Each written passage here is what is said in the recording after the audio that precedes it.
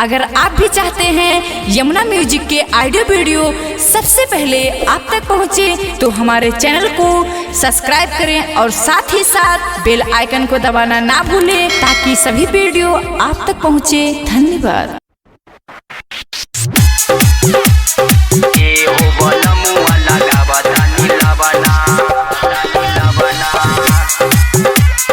माँ Vaishno recording studio Delhi.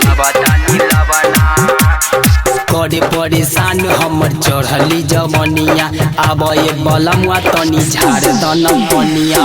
करे परेशान हमर चढ़ली जवनिया आबे बलमुआ तनी झाड़ दन पनिया।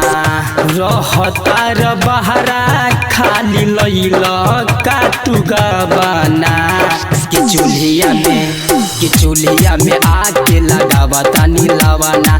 सुना हो बलमुआ लगावा तानी लवाना। ए हो बलमुआ लगावा तानी लवाना।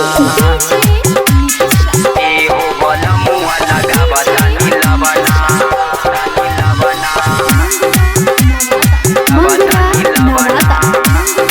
माँ वैष्णो रिकॉर्डिंग स्टूडियो दिल्ली। चढ़ल जवानी रोज खोजत पानी से पराजा नहीं कर मन मानी।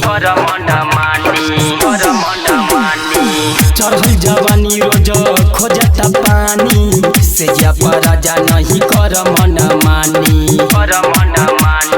काहे नहीं खूब बुझत हमरा मनमा के भावना कि चूल्हिया में आके लगावा तानी लवाना। सुना हो बलमुआ लगावा तानी लवाना।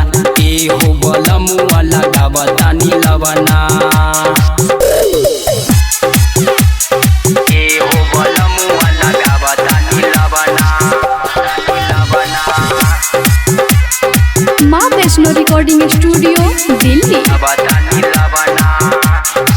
चोली से जो बन मारे उछाल हो देखिए के वीर जैसी करे बवाल हो। देखिए के वीर जैसी करे बवाल हो। चोली से जो बन मारे उछाल हो देखिए के वीर जैसी करे बवाल हो।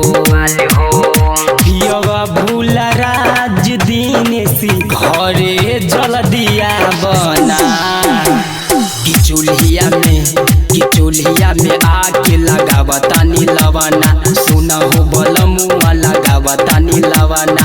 ए हो बलमुआ लगावा तानी लवाना। रहतार बहरा खाली लैल का तू गबना कि चूल्हिया में आके लगावा तानी लवाना।